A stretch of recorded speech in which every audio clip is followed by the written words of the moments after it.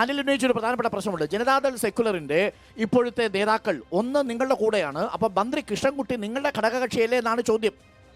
അത് മന്ത്രി കൃഷ്ണൻകുട്ടിയാണ് പറയേണ്ടത്. അദ്ദേഹം ഞങ്ങളോടൊപ്പം ഉണ്ടോ?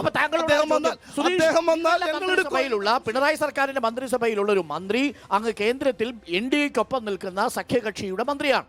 അത് ഇവിടെ CK കൃഷ്ണൻകുട്ടിയുടെ പാർട്ടി വളരെ വ്യക്തമായിട്ട് പറഞ്ഞിട്ടുണ്ട്.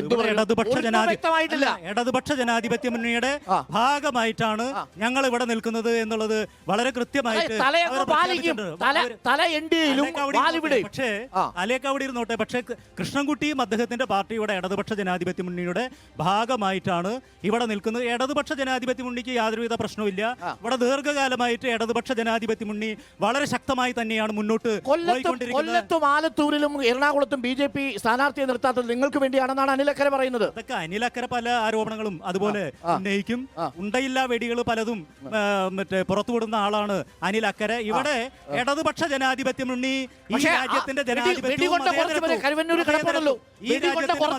ജനാധിപത്യം സംരക്ഷിക്കുന്നതിന് വേണ്ടി കുറച്ചുപേര് കരുവന്നൂര് കിടപ്പുണ്ടല്ലോ.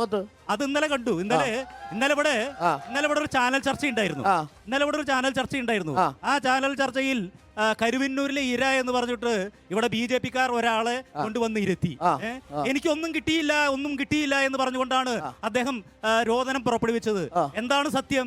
അദ്ദേഹത്തിന് 32 ലക്ഷം രൂപ അദ്ദേഹത്തിന്റെ നിക്ഷേപം അദ്ദേഹത്തിന് തിരിച്ചു കൊടുത്തു. കേവലം 25,000 രൂപ മാത്രമാണ് അദ്ദേഹത്തിന് കൊടുക്കാതിരിക്കുന്നത്. കരുവന്നൂരൊന്നും ഈ ഒരു തരത്തിലും സ്വാധീനിക്കുകയില്ല.